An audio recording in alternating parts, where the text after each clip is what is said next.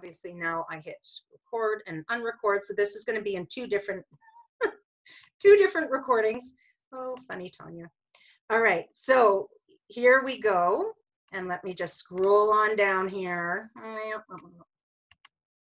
So we have three different ways in which the brain develops the subconscious part of our programming. The first way that we start getting our programming is developmental. The second is inherited. And the third, you're going to have to wait for it. I'm not giving that away quite yet. So we've got those three pieces. So what happens with developmental, and we've got an expert on the subject in the house, Carrie Dunlop. But what happens with developmental programming is that this is typically 0 to 12. And again, the experts, all different opinions on this, 0 to 8, 10, 12, in around there. And again, I preface this by saying that of all the amazing scientists in the world, we know less than 2% of the brain, less than 2. So everything that I'm sharing with you, I like know 0.00000000000 whatever. So we know less than 2%. But here's what we do know about developmental so far. So 0 to, let's just say 10, 12. These are the things that we heard, we saw, we felt. So this could be what we observed with our parents, with us, our parents with each other, our parents with our siblings. It could be our interactions with our siblings, right? Or the way, again, that our parents interacted with our siblings. It could be other role models in our life, our aunts, our uncles, our grandparents. But it's these three pieces that come together. So when we talk about what are you observing, is it things like, did you see your mother putting a hand out for money, right? Did you see arguments? What was happening when you were going grocery shopping, right? What was, were people, were siblings or yourself, were you rewarded for good grades? What was happening there? Were you rewarded for taking on responsibility? Were you rewarded for being the comic relief? Were you rewarded for bullying others? What were you hearing? Were you hearing arguments? Were you hearing language like money's hard to come by? You have to work really hard. Money's the root of all evil. We don't have enough money. We have lots of money. We are abundant. There's lots of, like, what was happening back then, right? So we have to start dissecting all of this, and language is super important. But the other thing I need you to be aware of is, what did it feel like for you? What did it feel like? So instead of getting all entrenched in, oh, mom said this and dad said this and mom managed the money and wouldn't let dad have it, or dad was always working hard, what were all of those feelings? Did it feel abundant? Did it feel rich? Did it feel stressed? Did you feel overwhelmed? Did it feel like you never knew where you were going, right? Were you always moving? Were you moving city to city? Was everything getting packed up? Was there always food on the table? Was there always food in the fridge, right? Because money, time, love, food, it all really is the same thing. It's all a reflection of what's happening in here. It's not like we have all these separate parts of the brain and they all react differently to different things. So we need to go back into that developmental piece to see what was that experience, because that experience is forming the basis of the subconscious, that developmental piece. All good there on developmental programming? Watching for that? Okay, now I am going to share my screen here, because the next piece I want to talk about is inherited programming. So imagine this is a very modernized version of your grandmother. Very funky woman here. So if this is your grandmother and in here is your mother, I need you to digest this. There is a point in time when your grandmother is 5 months pregnant with your mother that your precursor cell is being established. So there is this very unique moment in time where you are all sharing the same cellular environment.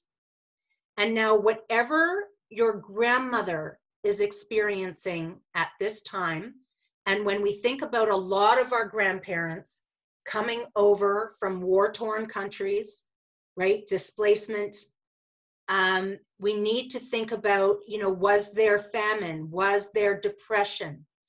Right? Was there lack? Was there scarcity?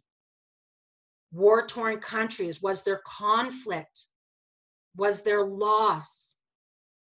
Coming over to a country where they know no one, very few belongings, some just escaping with the shirts on their back, given plots of land that sometimes very hard to grow, hard winters, hardship, right? Does all of that make sense for you? I'm going to stop the share so I can see your faces. Because usually this, I have to tell you, the inherited trauma piece, the inherited programming are usually the things that we can't explain. It's these feelings of potentially, and everyone is different, I feel bad. I feel guilty about something. I don't know where this guilt is coming from. As Carrie shared with us yesterday, this feeling of I'm waiting for the other shoe to drop, right? Like something is going to go bad. It's never always good, right? It could be that you're feeling like I'm going to lose something. There's going to be loss. I don't know why. I can't explain it. And when we go through all the developmental piece, there's nothing there where we can explain where these feelings come from. So inherited trauma is, it plays out for us, and it goes back three generations. So 3 generations of unhealed emotional trauma gets embedded at a cellular level. So this is the science of epigenetics, and it's the epigenetics, which is really just how our cells interpret the DNA sequence that's at the center of it, right? And we're familiar with this when it comes to hair, eye color, height, some diseases. The same thing now has been proven that we also inherit emotional trauma. And again, remember that loss, it's not just loss of belonging, it's loss of money, it's loss of businesses, it's loss of relationships. There's a whole bunch of ways that this plays out. And the third piece now is, and this is what my friend Carrie Dunlop spoke to us about yesterday, and I've got a recording for you that you can watch, but it's called the break in the bond with the mother.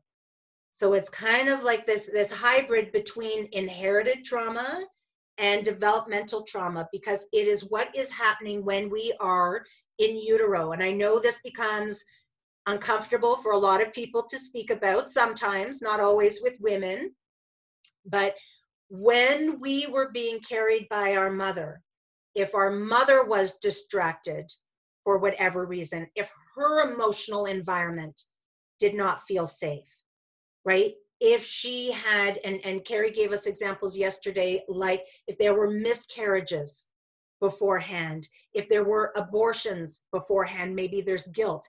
If it's miscarriages, maybe there's worry that something's going to happen with this pregnancy.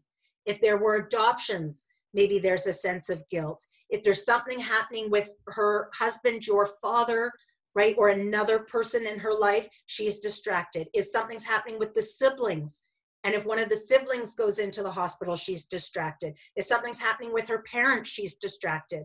And what they've actually proven is that when you're in utero and your environment doesn't feel safe because your mother is emotionally distracted from you, the fetus actually develops differently. The fetus actually, the development of the brain moves from prefrontal cortex into developing the primitive piece of the brain. It moves in developing the limbs, the arms and the legs. And as Joe Dispenza actually explains, this little fetus is actually building a little mini warrior. And this is where a lot of women, myself included, we take such pride, as Carrie put it yesterday, we wear these badges for I work hard and I'm strong and I'm resilient, and we have to be careful, because in this process of armoring up and being the warrior, the armor also prevents things from coming in. It prevents us from receiving. So we have to be very mindful of that. And then again, in those early years, and we've got lots of great videos, Carrie shared them with us yesterday, but in those early years, 0 to 2, we can't rationalize what we're witnessing, what we're seeing with our mom or our dad. We can't apply logic to it. But does our environment feel safe? Are we getting fed? Are we getting nurtured? Are we getting loved? Right? When we show artwork, we used this example yesterday, is there actual attunement to, that's a beautiful piece of art? You've done a great job there. It looks beautiful. I love how you've done this and this. Or is it, you know, I'm distracted. That's great. Can't look at it now. You should have colored in the lines. Yeah, you shouldn't have ripped out the piece of paper, right? Like all of that really starts to form that programming. So does that make sense for everybody? That piece on understanding those 3 pieces of programming and how that starts to embed at a cellular level. So I'm going to get to questions in a minute, but I'm going to bring this through so you can understand, because that was a big jump. So what happens with all of our programming is first we observe, then we interpret. And we have to remember that as we get older and we can apply logic, there are a million different ways to interpret any situation. So we have to take responsibility for the way we chose to interpret the situation. But first we observe, then we interpret. And once we've done all of that, guess what happens? We attach an emotion to it. Does that make us feel good? Does that make us feel bad? Right? Is it a positive emotion? Is it a negative emotion? Are we feeling stressed, overwhelmed, burdened, pressured, joy, love, enthusiastic, optimistic? And this is just a pattern that goes on and on and on. But here's what I want you to know. Whatever that observation and then interpretation and then the emotion attached to it, it's the emotion that programmed the subconscious. So when I said earlier that 95% of our decisions are coming from our subconscious, and I said that our subconscious wants to keep us in a state that it is familiar with, it's the emotional state that it's familiar with. So it's my opinion that the vast majority of Canadians aren't saving, aren't investing, are creating financially vulnerable businesses because for whatever reason, they felt that their emotional environment was vulnerable in those developmental years, right? That 0 to 12, or they've got the inherited piece. But usually when we do the work, you will see that we are repeating a pattern that oftentimes happened with our grandmother and then our parents and then us. We just repeat it. It just goes over and over and over and over again. But as soon as we see it, then we can stop it. Then it stops. So this is why we make the decisions we make. We think we're making decisions. We think we're applying logic, but we're not. Our subconscious wants to stay in a state it's familiar with. And what we are actually doing is we're just on a loop. We're on a loop between what we want and what we're fearful of. So we go for what we want, and then our subconscious wants to keep us back into a state it's familiar with, and then we loop around again. And then we're like, okay, I'm going to do it this time. I'm going to get out of debt. And then we loop around again. Okay, I'm going to build my business this time. I'm going to pay myself and do really bad. And then we loop around again. So we stay on this loop. So in the next piece, I'm going to tell you how we get off the loop. But let's just pause for a second and ask questions. Any questions? There's a lot to digest there. You don't need all the answers. I can help you with the answers. I want you to be aware of what you've been creating, right? Because it's not this, it's the subconscious.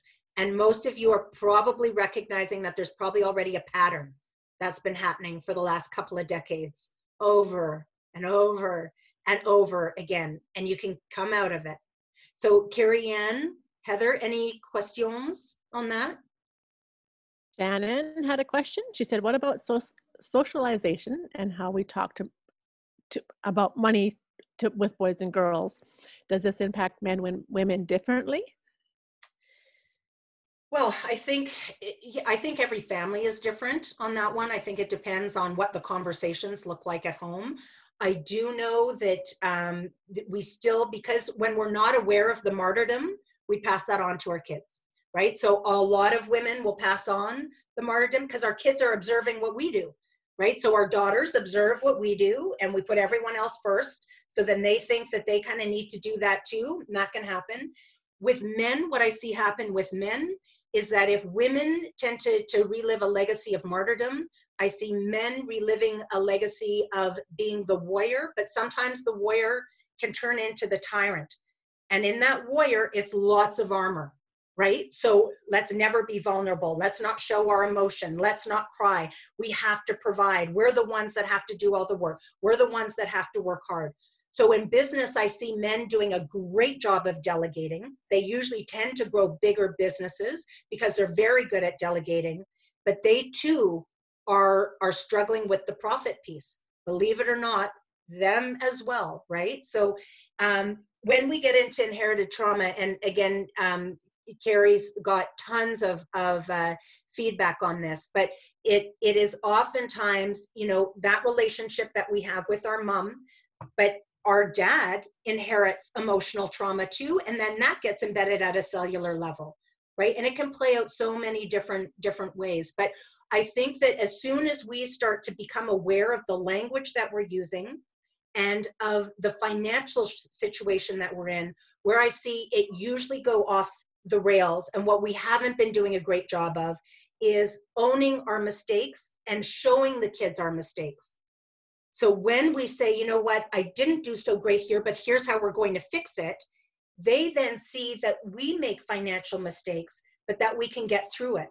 I think what we've been doing over the last generations is we've been hiding, our parents were hiding their mistakes from us out of good intent, right? Out of saying, I don't want them to be stressed with this. But what happens is when there isn't the disclosure, we think that they've got it all figured out and that our mistakes are isolated to us. And then we feel the guilt, we feel the shame, and we don't want to come forward with you know, the honesty and transparency that it takes to actually start making different decisions. So I hope that answers that. Any other questions on that?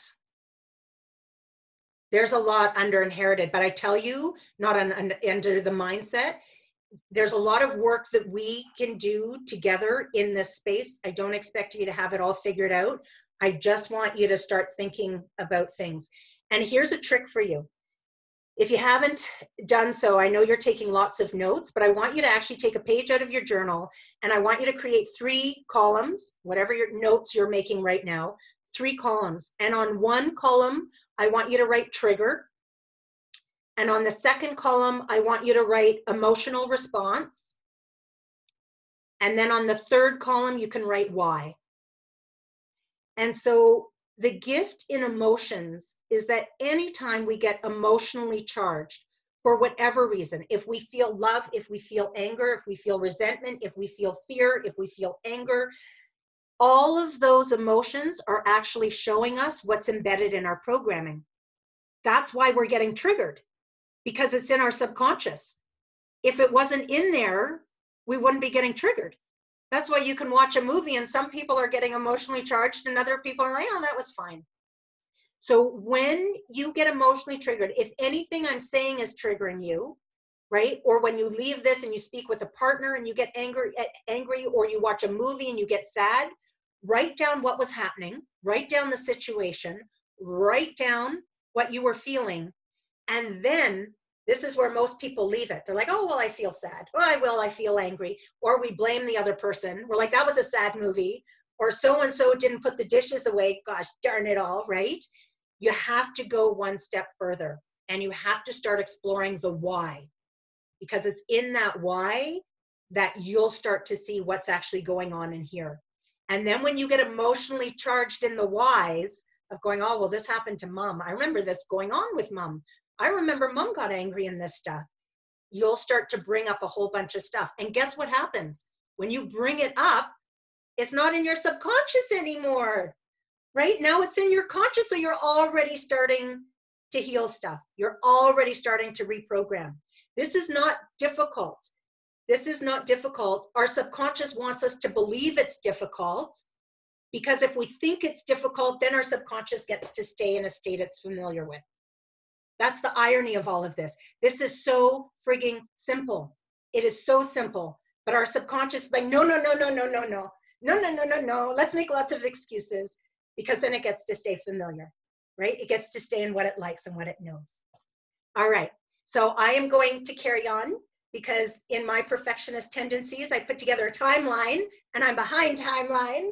So I'm going to carry on because now I want to show you how you reprogram. How you reprogram, because it is actually not lots of hard work. We have to get that language out of our vocabulary. We have to do uncomfortable work, but not hard work. Hard work is actually a distraction. Us staying really busy is a distraction from what we actually really need to do. So my third aha moment was in 2017. It was May, and I got an email from my ex-husband who said that he was leaving the relationship. So, went into panic mode, but two big aha moments came out of that. One was I realized I had been using his financial contribution as a crutch, because he was taking care of the majority of the financial things going on, that I got to sit back and actually not own my power. I got to make lots of excuses for why my business wasn't busier, why I was just generating $4,000 a month, right? So I was using him as a financial excuse, which brings me to aha moment number one. Excuses are just the mechanism our subconscious uses to coax our thinking part of our brain into just not doing the work. So my biggest wish for all of you is that you can start detaching from this human experience, thinking you're all of this going on. It's really your brain. It's these three pieces of your brain. And you are saying, I know I want a business that profits. I want a sustainable business that pays me a healthy salary. This all makes logical sense. I know it. And then our subconscious will say, yeah, that's a great idea. And then it will say, well, let's do that tomorrow. Or we don't have time right now. Or we don't have money. All of these reasons that you use not to do something, I need you to be aware that those are simply excuses. That's all it is. Can't get to the gym, can't make a smoothie, can't clean the house, don't want to brush my teeth, right? They're all excuses. So I need you to be aware of that. Does that make sense for everybody? That's all in excuses. That's all it is. So the other big aha moment out of this, though, is that once my crutch was kicked, like once he was gone, I'm like, now I need to step it up. Now I need to figure this stuff out. This is when I went from 4,000 to 35,000. This is when I'm like, my God, 4,000 isn't going to cut it. I'm a single mom, got all this debt, got to figure this out, got to go, right? Got to make it happen. So here's the other big aha moment. I'm going to say this slowly because I think this is going to resonate with a lot of you. So for what? 10, 20, 30 years, my success was just around the friggin' corner. It was so close, I could just taste it. I could see it. It was right there like a little carrot. It was so close, right? You just have to cross the chasm and it will be right there. And I was so proud of that. So proud of it. And then I'm speaking to my mentor, therapist, counselor on the couch. And they're like, well, how long has that carrot been there? How long have you been so close so you could almost touch it? I'm like, oh my God. It's been a long time. It has always been there. That darn carrot has always been there. So here's why I need you to hear this. Because what reprograms the cells of the subconscious so that you can build a strong, healthy business so that you get safety and security at home is the emotional state in which your cells are sitting in. So this is cellular biology, and I know there's a couple of you going, what are you talking about?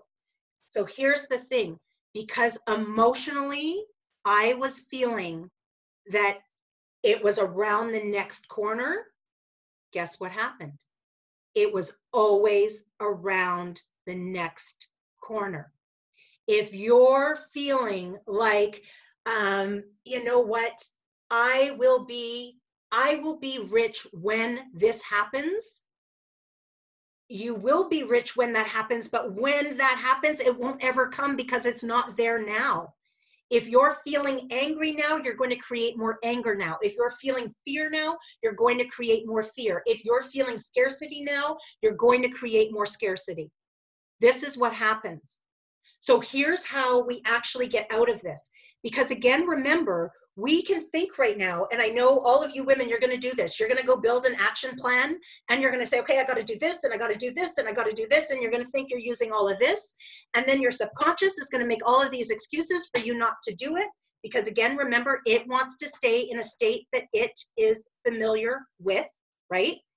So what we actually need to do is that if 95% of our decisions are coming from our subconscious, and that is going to continue to be the case, we can't be on thinking mode all the time. Our brain, it'll be exhausting. So what we actually need to do is, I call it the what, the where, or the what, the why, and the where. So what do you want to create? Let's just say it's our magic number. Let's say that number for me is 35,000, and now I've got savings, and now I've got my investment topped up, and now I've got, you know, this salary that's coming in at 35. It's lovely. I've got numbers around it. I need you to define why that is important to you. I need you to define the why, because it's not about the numbers. It's never about the numbers. And I'm going to use this example because I just am, and I can't ask all of you, but for me, when I create that 35,000, my biggest desire in life is safety and security. That is my why. And what happened for me is that when I started to create that, my why started to evolve. I went from safety and security to now joy and fulfillment and love, right? But let's just stick with safety and security. So everyone's going to have a different why. But this is even the vision board stuff. If you've got a vision board, you've got all these pictures out there, you need to answer, why do you want the car? Why do you want the boat? Why do you want the relationship? Why do you want the house? And now here's the next part. You have to understand where you feel that right now. So I'm going to use an example of a client that I worked with, an individual who wanted to build a business that was worth $20 million. They had built a business that was always sitting around 5 and 7, 5 to 7 million, 5 to 7 million, 5 to 7 million. They wanted to get to 20 million. So I asked him, I said, well, what would building a $20 million business feel like to you? He said, well, I have no idea. I've never built a $20 million business. So I had to take him through all the exercises. So tell me, like, let's go there. He's like, he actually said safety and security. Safety and security for me, safety and security for my employees, safety and security for the business overall. So then I asked him, well, where do you feel safe and secure? And he says, well, in my relationship. I had to call him on that one because I wasn't feeling it when he said it. It's like, oh, I don't know, maybe. I'm like, really? Really? Is that really where you feel? He's like, okay, well, no, not really. So then he went and he had to, and this is going to be a challenge for all of you. I know it's going to be a challenge because your subconscious is going to resist it. So he had to piece it together. And what he ended up coming up with was, I feel safe and secure in my house. It's on 5 acres of land. It's got this beautiful gate. There's this long driveway. I come home, the gate's open, they lock behind me. The driveway is lined with oak trees. I get into the house, my 2 dogs greet me. I get a glass of scotch. I sit in my chair, light the fire, and I'm sitting there and I'm in front of the fireplace. And that's when I feel safe and secure. And you could feel it. His emotional state actually changed. And I said, that is what building a $20 million business feels like. And he's like, what? I don't understand that. How's that work, right? The feelings, it doesn't matter what they're attached to, it still feels the same. Love feels the same. Joy feels the same. Safety, security feels the same, right? So here's the thing. I'm going to share my screen so you can see this, because what is actually happening when we do this is this. You define what you want to create. You figure out why, right? And then you feel the why. You have to feel it. It's not enough to have the pictures. It is not enough to say the words. Because if I ask you to describe love to me, it might be, well, it's joy, it's sunshine, it's light, it's beauty. You don't feel it. You have to sit and feel it. Once you feel it, guess what happens? Now you're showing your subconscious what it feels like to be safe and secure. That's what it feels like. And the more you sit in that, and so in the work that I do, this is the third week of the program, we actually build these anchors and resets so that every day you are getting into this emotion as much as possible, as frequently as possible. Because what is actually happening now is that you are showing your subconscious what it feels like to be safe and secure. You're coaxing it out of its shell. And then guess what happens? It makes decisions on your behalf, on autopilot. Those 95% of the decisions are now going to be based on safety and security. And you're going to be like, I actually feel like saving. What is going on? I don't want to spend. I actually feel like doing my numbers. What is going on? That is what is going on. That's it. And so it's not the hard work. The hard work is what keeps us busy. It's the uncomfortable work. And the irony is usually that in this week 3, this is the simplest work of all. And this is when people are like, no, like this can't be this simple, which is just an excuse, right? It can't be this simple. Our brain just doesn't want to believe that it can be that simple because that's just our subconscious giving an excuse to go, no. Our brain does not like change. It doesn't like unknown. It doesn't like going out of what it's not familiar with. So there you have it. Let's actually take a few. Are there any questions on this piece? And I'm just going to, at the end, wrap it all up together with a nice little bow so you can see how it all pulls together. Any questions on motive? Cellular biology. 101. This is what it's all about. It's emotions that reprogram the cells of the subconscious. Any questions, Carrie Ann or Heather? No, there's a lot there. I know. Everyone's like, what was that? What was that? I know. Okay. Just trust the process. It is amazing. Says Carrie Ann, who has been through it. Absolutely. So this is where all the magic happens. So this is what I call the matrix. And if you know me, you know my work, and I keep talking about the money mastery matrix, but it's when these 3 realms converge: money management, money mindset, and money motive. And the interesting thing is that the matrix, you already have a matrix going on.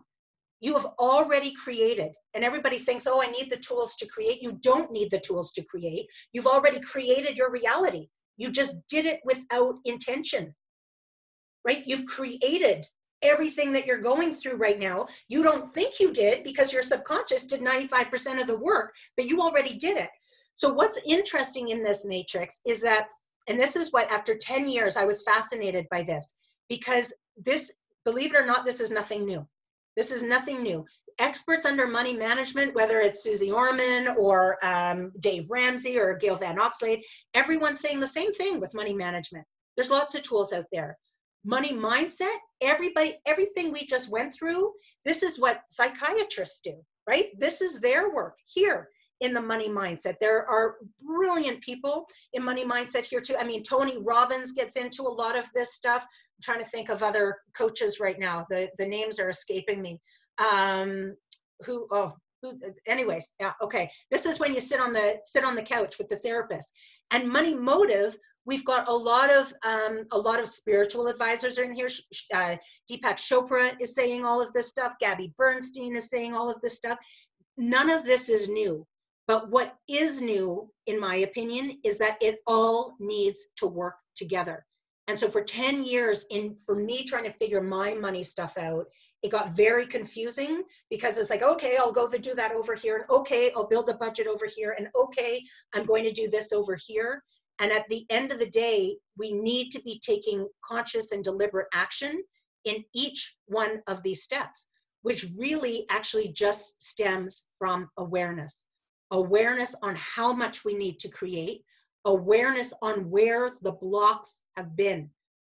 And so I want to share this with you because a lot of people get stuck in trying to figure out how to heal themselves in this.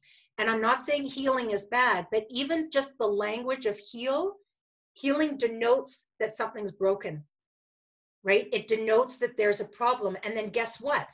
If that's what we're feeling, that something's broken or there's a problem, then we keep going on that record of this is broken, there's a problem. So I want you to be able to see it.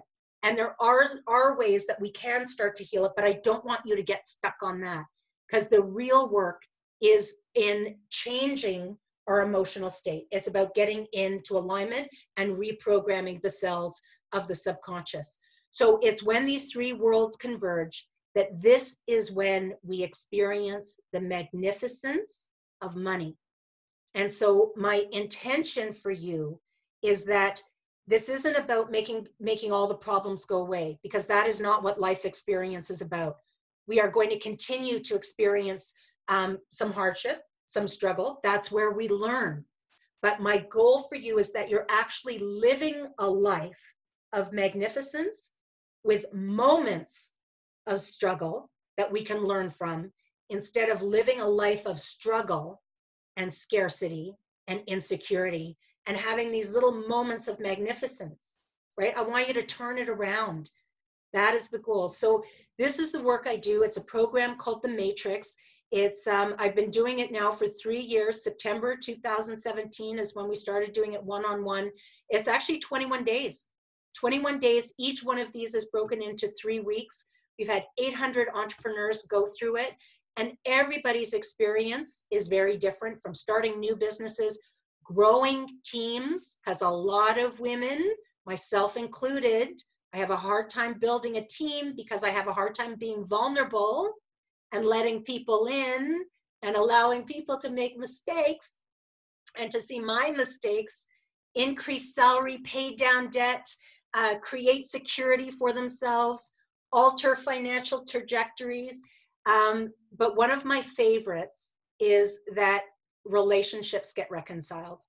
My favorite emails that I get from people are when, especially in week 2, they start reaching out to their parents and having conversations and just saying what was going on. And it's interesting because if you go to your parents about developmental programming, they typically get defensive. They're typically like, oh, I did a great job. I was doing all of this, and I was, everything was going great. And so they don't really always give you the goods. But when you start asking them about their life experience, their childhood, what grandma and grandpa were doing for them or not doing, then they spill the beans. Then that didn't work, and that was hard, and this didn't work. And you will see the pattern just there in them sharing their story. And as Carrie says, we don't always need to know their story, right? They don't need to be alive for us to dig into that. Or if we have friction, we don't need to go and ask them these questions. My favorite piece is when the relationships get reconciled, because you can't help it. It's when we reconcile our relationship with our parents, with our kids. And just so you know, when we heal it for ourselves, we're actually healing it for our kids too. We're changing their financial trajectory. But when we heal relationships, heal our relationship with money. It all comes from the same place. People get motivated for money, but the rest of your life can't help but be impacted by the work that you do, right? Because we don't have separate parts of the brain. So that is what I wanted to share with you this evening. And if anyone is interested, I would be happy to let you know that we do have a mastermind group that is starting on Monday, the 18th. And so I don't want this to actually get into sales. I want to leave this with you tonight to process this information. But we have 7 spots left on Monday. And if you are just interested in one, are interested in exploring it, you just text me. I'm going to put up a screen with my phone number. I know. Sorry, I'm hearing noise. And I I don't can see know. I we should thought have I had to muted figure out how everybody. we I'm going to put up a phone with my text number and just text me and just let me know that you would like to consider it. And so I know, and that's it. And I'm not getting into anything else tonight because I want to honor you and your time. And this is not meant to be a sales pitch. This is meant to be an awakening, an awareness of, oh my goodness, I need to reinvent my business, not rebuild it. Does that make sense for everybody? Yeah, okay. Any questions? I'm actually going to, I have noticed in these calls that I stay on here. I'll stay on here. We can take questions.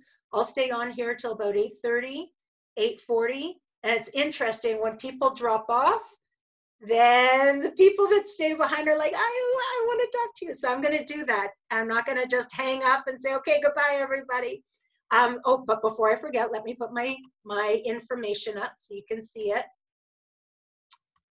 And then I will turn it over to Carrie Ann and Heather. There we go. So there's my information. There's my cell phone number.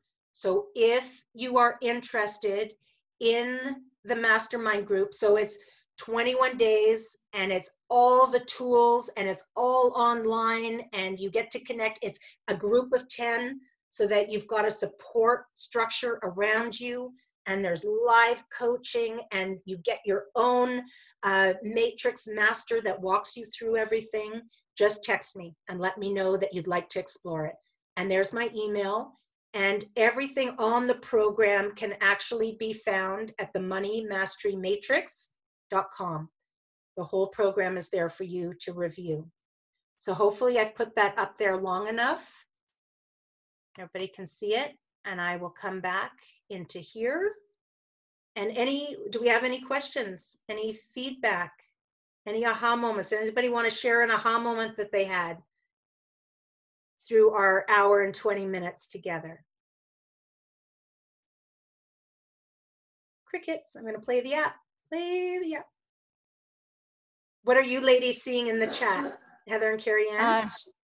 Shannon has something. Can you unmute Shannon, or maybe she can unmute herself? Yeah, I can unmute myself.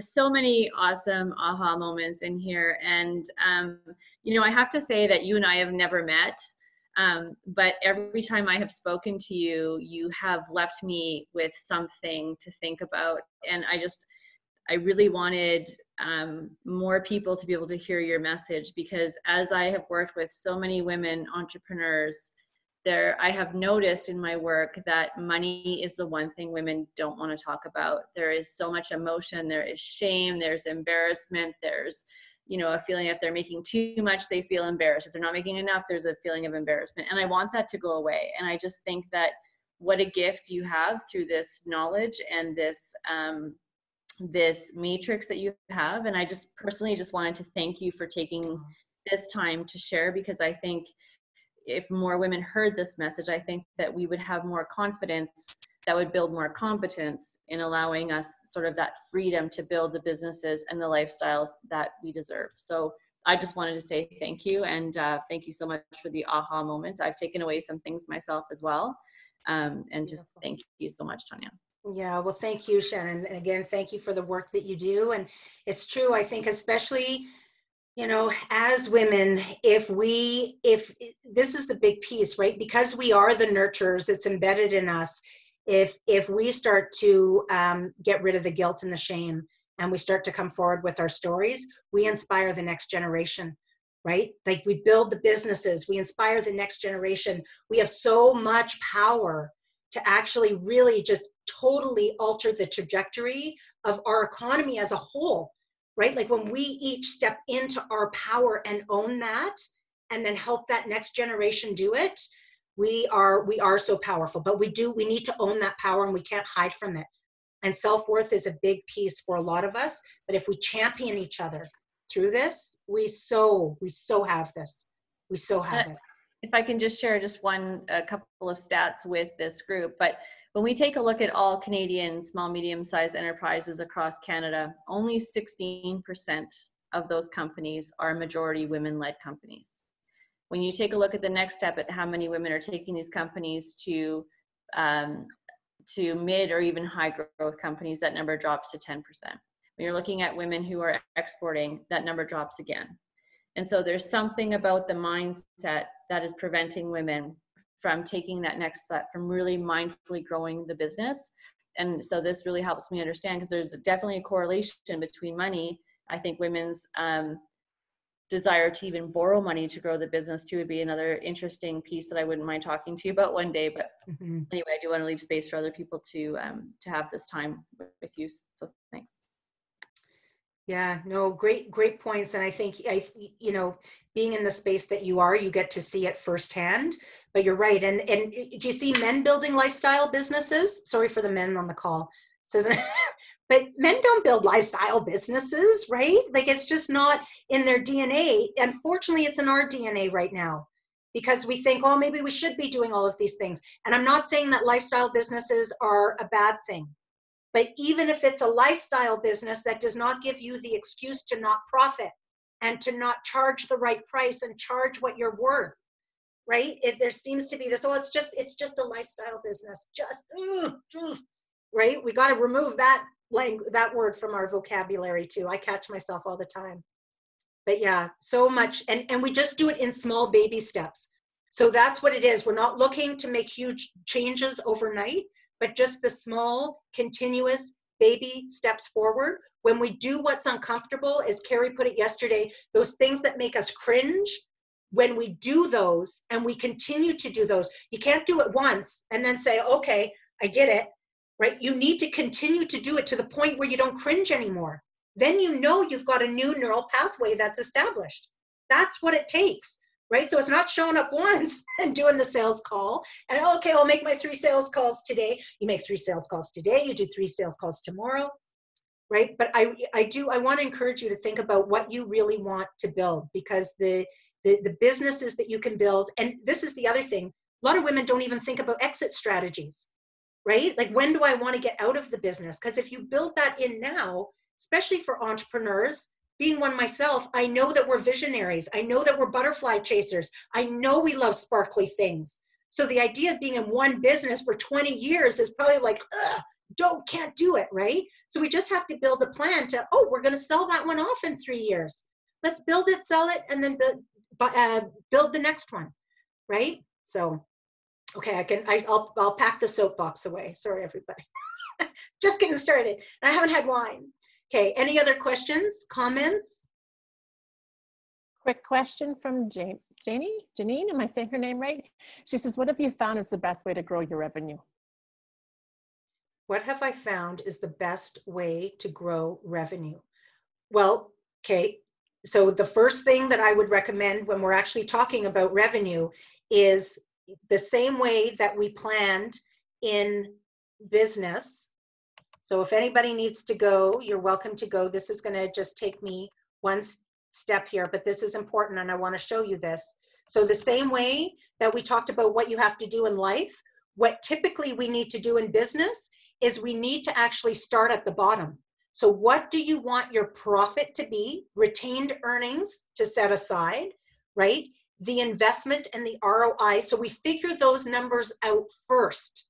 That's actually what shows us what we need to build this business into.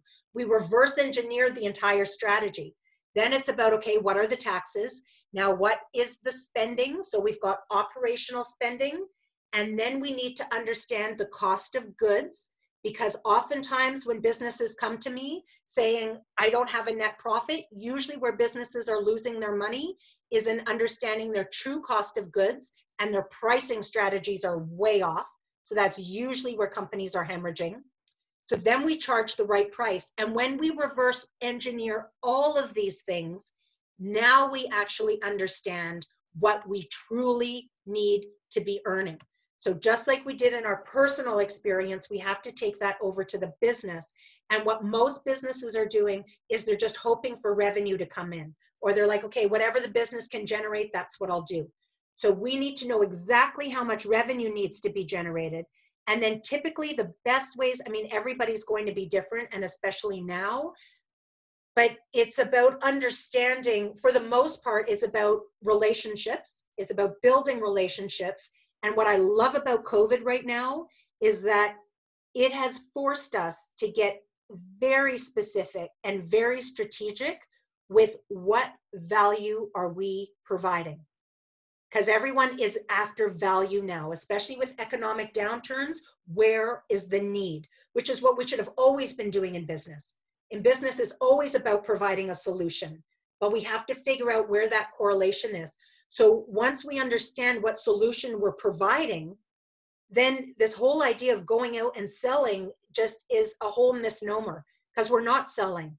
We're creating awareness. We're creating awareness around the solution that we're offering. It's like a vaccine. I'm not selling a vaccine. It's like, hey, there's a vaccine here. Like, come on and get it, right?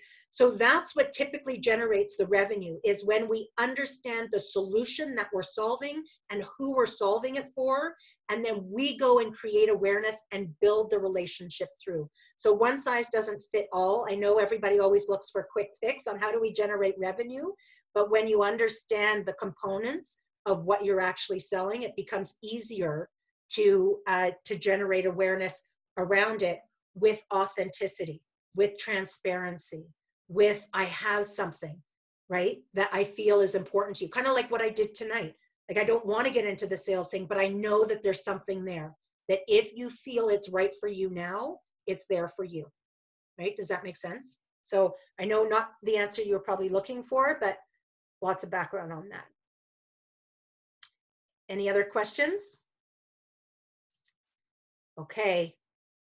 All right, gang. So thank you for being here, ladies. I so appreciate your investment of time, because I know time is precious. I do know that. And again, please text me if you have any questions, 306-713-8321. And I will see the chat. So if there were any embedded questions in there that we didn't get to, I'll be able to respond to them. And then I'm going to just let this sit with you tonight. Tomorrow, I'm going to send you an email with a link to the recording, should you want it, as well as a link to the recording that we did with Carrie yesterday on inherited trauma and the break in the bond with the mom and how that plays out in our financial relationship. So thank you all again. This is always, as Carrie pointed out, it's always awkward to say bye, especially for women with inherited trauma and breaking the bond. Breaking the bond, not issues, opportunities to heal. All right. Thank you so much, ladies. Again, I so appreciate all of you. I wish you all the best. Please stay well, stay safe out there. And I'd love to just hear of any aha moments that you'd be willing to share through text or email. And I will stay in here for the next 5 minutes, as some of you leave and some of you will not leave, but I will stay here until 8:35 in case any of you have any burning questions that you want to ask. I feel like I should play some music.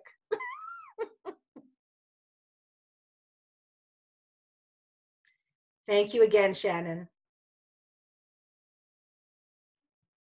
Thank you, Carrie Ann, so much. Thank you, Heather. I so appreciate you. Thank you, Carrie, for that great call yesterday.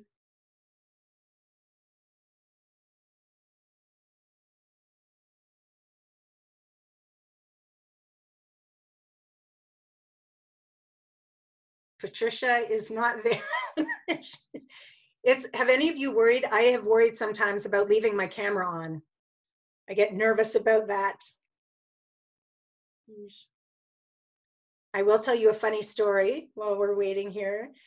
So I've been doing lots of Zoom meetings, and I was supposed to be in a meeting the other day, and I set up my Zoom, and the client didn't show up when they were supposed to show up, and so I started working, and I had another screen up, and then I think I was writing something, and my mind just, on autopilot. And as I'm writing away, and I think that's probably 5 minutes after he was supposed to join, all of a sudden I hear this voice. I look at my computer, and because I had a different screen up, I'm thinking, and so he's watching all of this. I'm like, where's this voice coming? And I'm turning around, and I'm like walking out of the room, trying to figure out where the voice is. And I hear him say, Tanya, I'm over here. Tanya, I'm over here. Anyways, yeah, I'm sure there's lots of really funny moments out there with Zoom. but that was one of mine. All right. Beautiful. Thank you. Thank you, ladies. Mia, Patricia. I love to invite everybody or welcome everybody in, and get to see everybody's name. Patricia, Mia, Karen, Deb, Amy. What a beautiful way to spell your name, Amy. All right. Okay, we've got 8 people. So 3 of us I know, and 5. Patricia, do you have any questions? You can take yourself off mute if you like. I don't know. Can you hear me? I sure can. I have lots of questions. It's interesting because I set out about 5 years ago to build $1 million business. And I hit a plateau a couple of years ago and haven't moved beyond that. And I know that it comes down to mindset. And when we talk about generational, neither one of my parents are living. And I don't have good relationships with my family.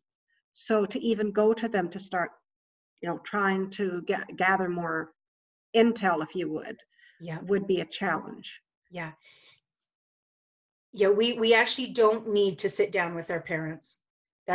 We don't have to. It's when we start to record our own story and our own money memoir, we will notice when we get emotionally charged. When we go into our story, and if we get emotionally charged in that transcription process, we know that needs to be there. We don't need to heal all the past. We just need to see what the blocks are.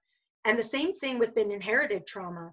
Oftentimes when we start to just research where our grandparents were from, what their community looked like, we'll notice that we start tearing up, or that we're like, oh, the heaviness of the story. So that's all we just piece it together. We're like an anthropologist where we're just pulling together this information. If we have people to speak to, it's interesting to get their perspective, because they sometimes see things very differently from us, but we don't need them to understand what is at the core of our program. It's very interesting because in the last 10 years, I've been working through a childhood trauma from when I was 2.5.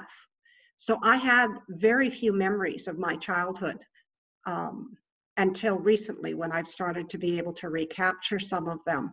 Yeah. Which has been really, really kind of neat. Yeah. But so one of my questions is on the 21-day program, how much time a day does it take? Well, typically, so I'll let the ladies weigh in here as well, but on average, each assignment is going to take you anywhere from a half an hour to an hour. There are some that are going to be more labor intensive, like the money memoir, but when you get access to the program, we're going to let you know which ones require more labor, so that if you need to take the whole weekend to start it. And remember, it's never a done piece of work, right? The money memoir, we keep coming back to it. But usually there's 1 or 2 big programs that are really what is having the biggest impact on our relationship with money. So we're not looking for 50, we're looking for 1 to 2, because again, just an excuse of our brain, oh, I need to fix all these things, where we don't need to. So what would you ladies agree? Is it kind of like, was that your experience, about half an hour a day, and around there? I think the biggest thing is not to belabor it. Just go through it. Yes. Kind of just don't go into great detail. Just work your way through it. Right. Was the key for me. Beautiful. And you've got lifetime access to it. So the other piece too is that, there's this idea that we get it done in 21 days, but you've got lifetime access to the program. And then you've got lifetime access to coaching calls. So every week I'm in there. I'd love to see people in there asking their questions, right? Our community is definitely getting stronger and growing. So we get all the work done in 21 days, because otherwise we find lots of ways to procrastinate and make excuses for not getting it done. So we get it all done, and then we just build on the layers and the complexity, and the removing going the other way, but remove the dirt and the dust from it so we can see it. Yeah, and I mean, I've looked at other programs, and even with with building my business, one of the things is everybody, you know, it's find your why. What is your why? Well, my why is because I want to have the money to retire. I'm single. Yeah. So that's my why. And yet I always feel like that's not enough, that they're looking for something more, something deeper. But for me, it's basically, so I guess what you said resonated with me about the safety and security. Yes. As that being my yes, why. Exactly. It has to, the why is the emotion. The why isn't because, oh, I want to make a difference in the world. Why? Why do you want to make a difference? And usually, you know, spoiler alert, it usually comes down when we ask why enough, it's usually about appreciation. Mm-hmm. I want to be loved. I want to be appreciated. I want to be seen. I want to be heard. Usually at the end of every single why is that. And you know what? You just said it, because what happened to me as a child has left me wanting to be seen and heard and noticed. Yeah. I've struggled with that my whole life. Yeah. I know. So, and you know what? You're not alone, Patricia. Like most of us, right? Like that's the human piece. We just long to be appreciated. And so many of us, when we grew up, we didn't get what we needed or what we thought we needed. And so we were always just like, see me, hear me, especially in families where there's lots of kids, right? Yep. Like there's so many factors. And so what we most desire from others, right? Like, please see me, please hear me, please love me, is usually what we have to do for ourselves. That's the thing, right? So it's like, are you seeing yourself? Do you value yourself? Do you see your beauty? Do you see your strength? Do you see your, like all of these things? And this is why I love when we're in these groups, because sometimes it's easier to see someone else's story instead of seeing our own. But when we can help others see theirs, then we also help to see ours, right? It comes out just so clearly for us. And now we get to support each other in helping each other feel seen and heard and valued until we can stand on our own in that space. yeah, it's very, very intriguing. Yeah.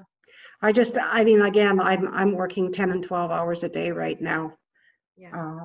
You know, staffing is an issue. Nobody wants to work right now because of COVID. In my business, we're an essential service. We don't have a choice. We've been working our tails off. I actually run a bookkeeping firm. Oh, beautiful. And so I mean, we're working our tails off with our clients, getting them the, you know, the different funding and the 3 different programs and yeah, you know, plus it's tax time, plus it's all of those other things. And so like for the last 8 weeks, we've been on like all the time. Yeah. And so it's been a struggle. It's taken its toll on me as well. You know, because we're constantly trying to support our businesses. So, and it's interesting what you say about women, because early in my practice, I had a few women business owners. Yeah. And what I discovered was a lot of them loved what they did. And it's like you say, they don't value what they do. And they weren't even trying to make money. Their husbands made tons of money and just supported the business. And I found that very unusual. So, you know, I mean, if you're going to be in business, why not make it work? Well, it's the crutch. Yeah, right? it's the self-worth. Yes. Yeah, sure. It's self-worth. I mean, I struggle with self-worth. So, but yeah, I think thank a you. lot of us do. Absolutely. And thank you for sharing. And, you know, so I want to be mindful. Those that know me well, I can say this to them and they don't get offended. I heard the excuse there, right? And it's not you making the excuse, it's your subconscious making the excuse.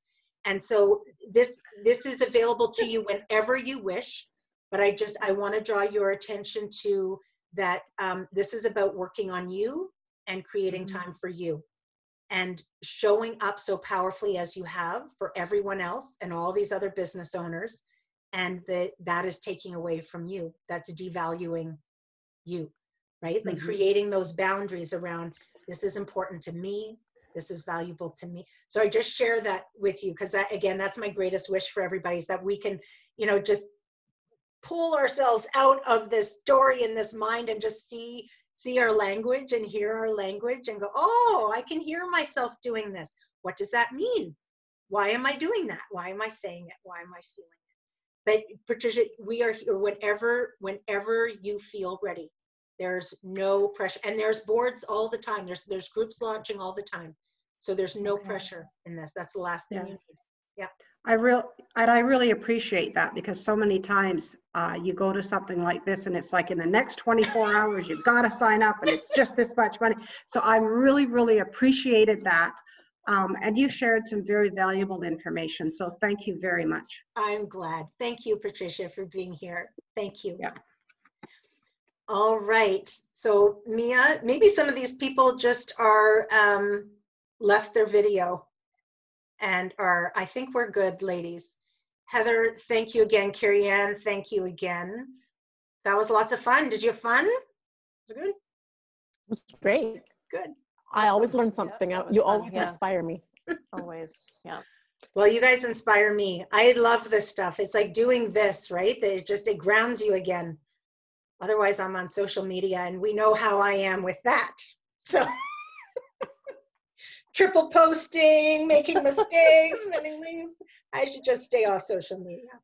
All right. I think let's just, we'll call it a night. And yeah, I don't know what's happening with Amy and Deb here. So, and Amy's off. Okay. Thank you again, ladies, so much. Any feedback? Was there anything happening there in the chat that any aha moments coming up? Or I think we managed to get you all the questions that popped up. It was fairly quiet. Okay. And you answered the questions well. Everybody was happy with the answers, I think. Okay. Awesome. Awesome. I think it's a lot. It's like profoundly fascinating learning, right? So I think people, in an hour will have lots of questions. Okay. It's really awesome. We shall see here. So, yeah, Carrie saying that was so hard to disconnect from that call. I was sad she left because I wanted to talk to her. I wanted to say, hey, I really liked what you shared yesterday. I'm just flooding myself with all the things that I'm from what she shared and what I'm reading in the book. It's like, oh my goodness. I know, hey, Mark's work is incredible. So we should get Carrie into the group. I think we'll just bring her into the Matrix group, right? Instead of doing a big call and just have like a little powwow. Mm-hmm. Just us. Yeah, and it's amazing. Just, okay, tell us, like, right? Because I think she's more comfortable with that too, right? When she knows. And she gave us so much information. I'm going to have to like get it into the vaults and PDF after PDF after question after question after tool after tool. I'm like, Carrie, hey, this is all Mark's book in here. Like, what do you do? But she's just, she's got so much information and is such a valuable resource. So thank you again, ladies. I don't want to keep you any longer. And I really appreciate you. Thank you so much. Thank you. That was fun. Yeah, let's let my fingers are crossed for 2 boards on Monday. We already have 3 on 1. So we've got 7. And then if you know of anybody else that wants this presentation, right, that we can do this for, because I think the more we do these, then we just start filling up boards, groups, mastermind groups. Okay, ladies, sleep well. Good night. Lots of love to you both. Big hugs. See you. Okay, bye. Bye.